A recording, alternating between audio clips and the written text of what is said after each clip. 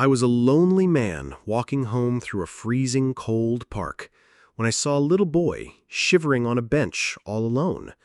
I gave him my jacket to keep him warm. He looked up at me with his big, sad eyes and whispered, "My dad told me you would come." I had never seen him before in my... This is a story about a prophecy of kindness and a meeting that was somehow meant to be. Before we get into it, I'd love to know, what city are you watching from today? And be sure to subscribe for our daily stories. Okay, let's head to that park bench. The cold had a way of seeping to your bones in November. It was a wet, creeping cold that the city's bright, indifferent lights did nothing to warm.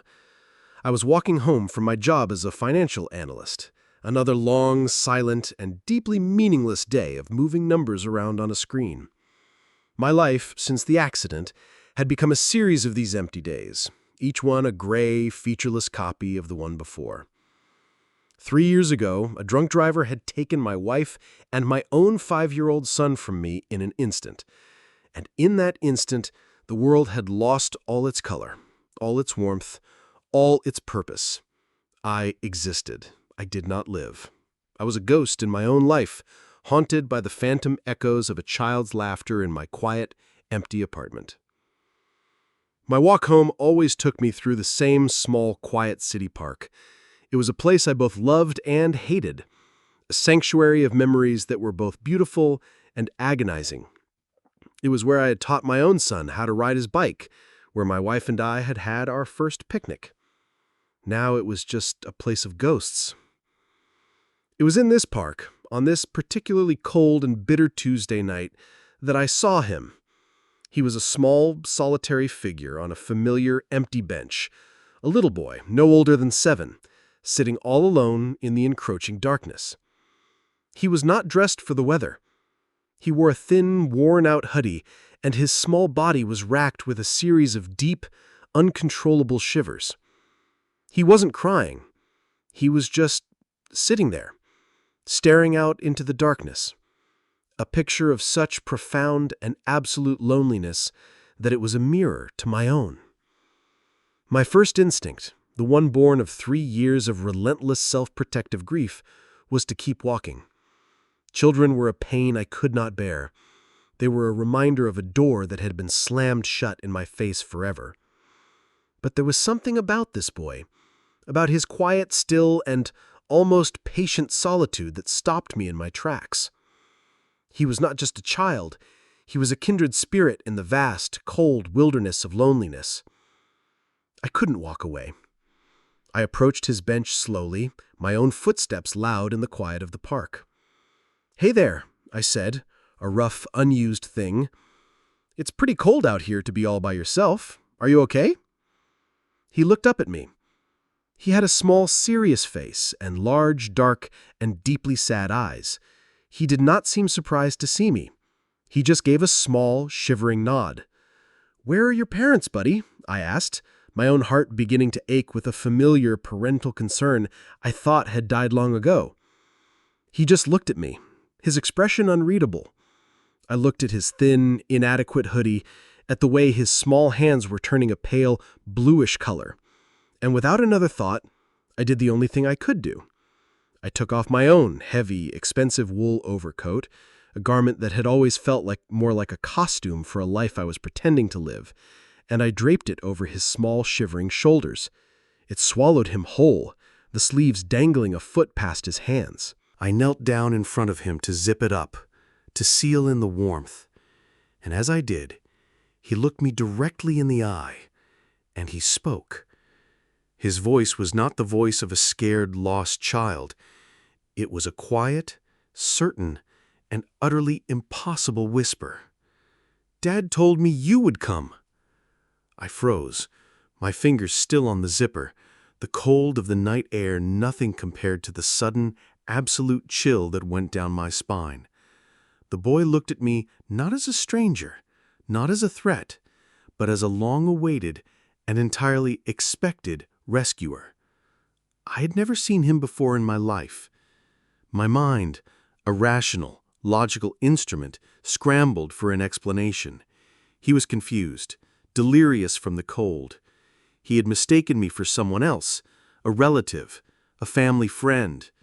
There had to be a logical reason. "What do you mean, buddy?" I asked, my voice a strained, gentle whisper, afraid that any sudden movement might break the fragile, strange spell of the moment. "How did your dad know I was coming? Who is your dad?" He looked at me, not with confusion of a lost child, but with a strange, sad, and unwavering certainty. "My dad is in heaven now," he said, his voice a simple statement of fact, as if he were telling me the color of the sky. "He got really sick, and the doctors couldn't fix him. He had to go." A fresh wave of grief I knew all too well wash over me, a profound empathy for this small, lonely child. "But before he went," the boy continued, his dark, serious eyes fixed on mine, "he told me not to be scared. He told me that after he was gone, I should come here, to our bench, our favorite spot, and I should wait. He said that a man with a sad face, but a good heart, would find me. He said you would be wearing a dark coat, and he said," the boy's voice dropped to a whisper, "that you would know what to do." I stared at him, my heart a wild, frantic drum in my chest. A man with a sad face, a dark coat. It was a description of 100 men in this city on a cold November night, and yet it felt like he was describing the very essence of my own soul. It was a coincidence, a beautiful, heartbreaking, and utterly impossible coincidence. But as I looked into this child's eyes, at his profound and unshakable faith, I knew that it didn't matter what I believed. He believed it. And in his world, a world that had just been shattered by the loss of his father, that belief was the only thing he had left. And I, a man who had lost his own faith in everything, would not be the one to take that from him. "You're right, buddy," I finally said, my own voice a little shaky. "Your dad was right. I'm here now, and I know what to do." My decision was not even a decision. It was a simple, undeniable fact. I could not, would not, leave this child alone. I stood up and took his small, cold hand in my own.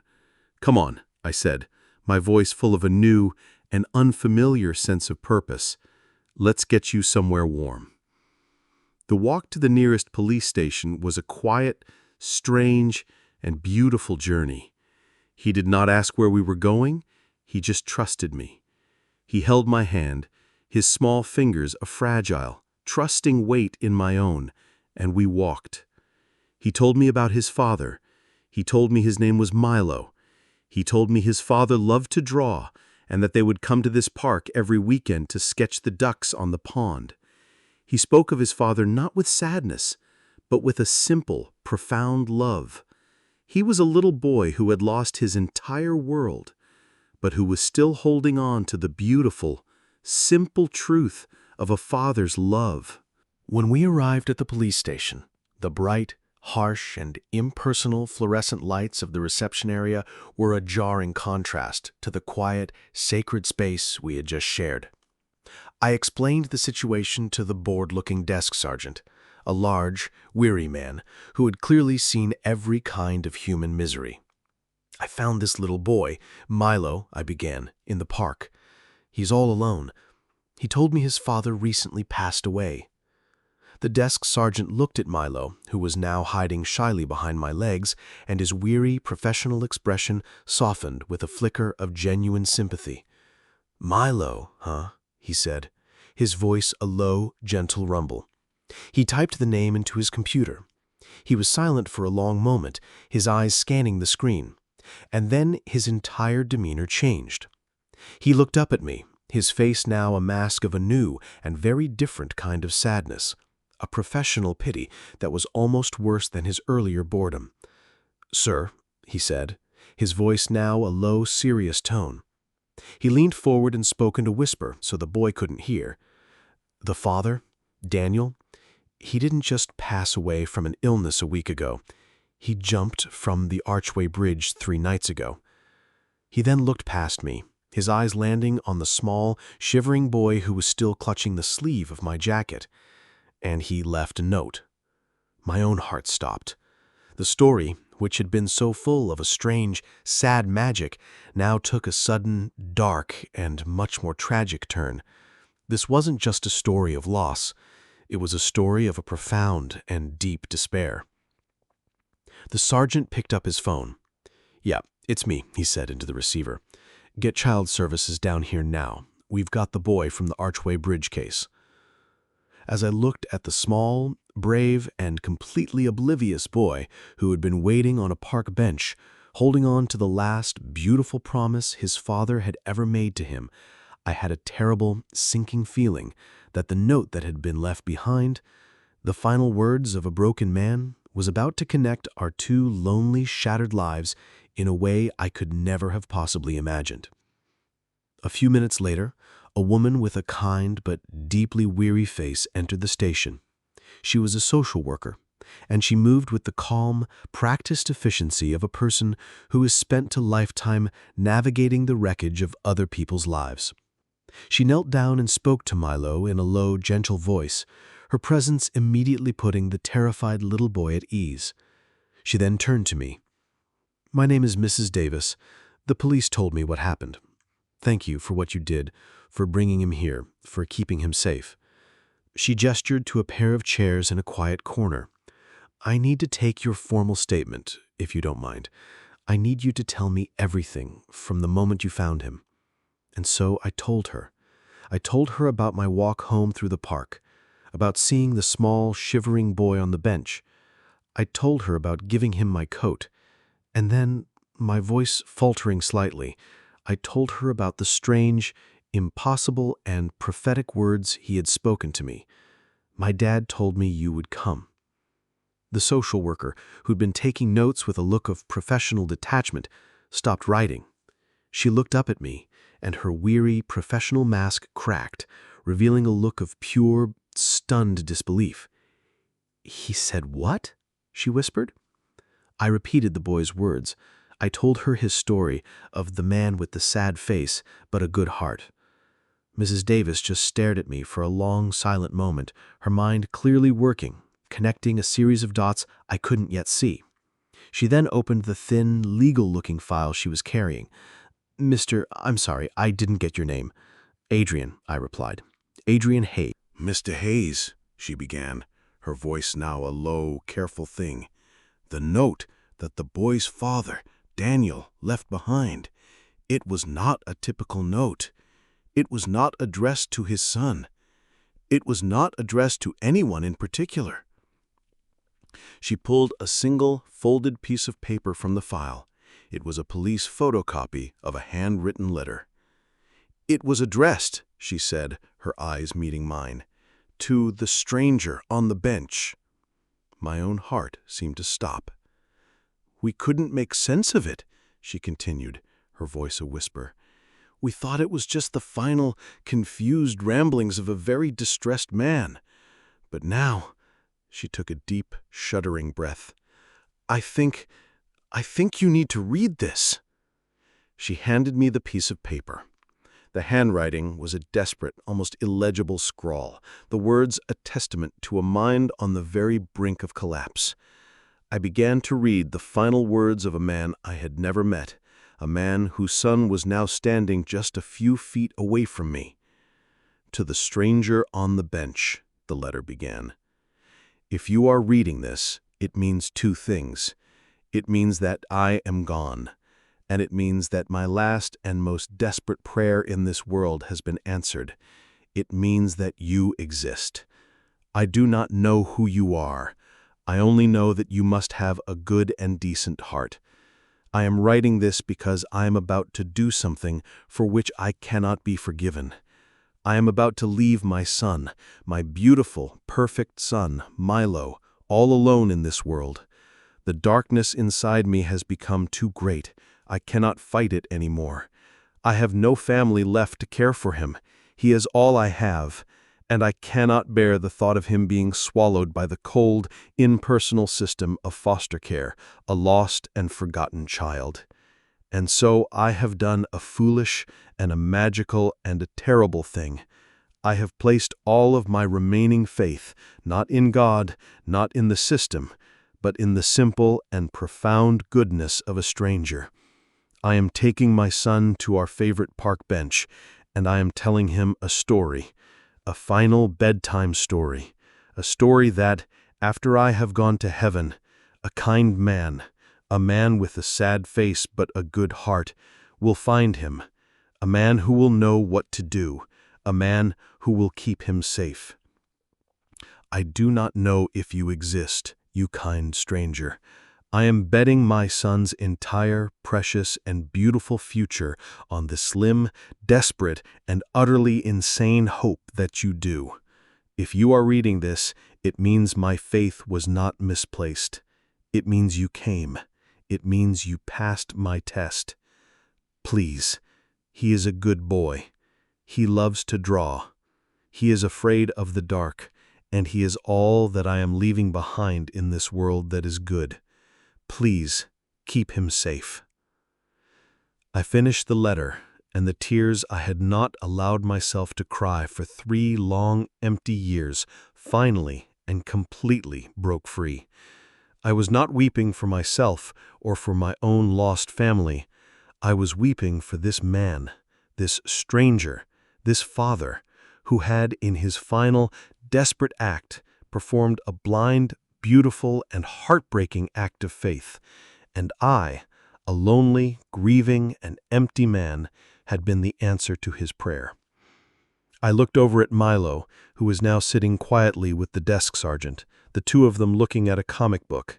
He was safe, for now, and I looked at the social worker, at her kind, sad eyes.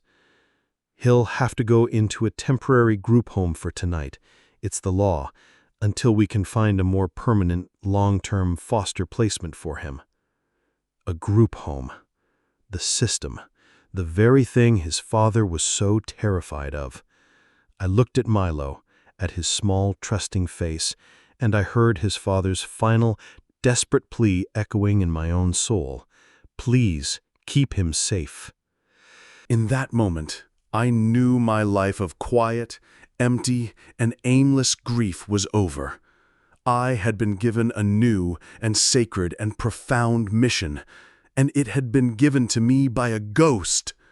No, I said, my voice quiet, but with a new, strange authority that made the social worker, Mrs. Davis, turn and look at me in surprise. "I'm sorry, Mr. Hayes?" she asked. "He's not going to a group home," I said. It was not a request. It was a statement of fact. I folded the letter, the father's last will and testament of faith, and put it in my pocket. "He's coming with me."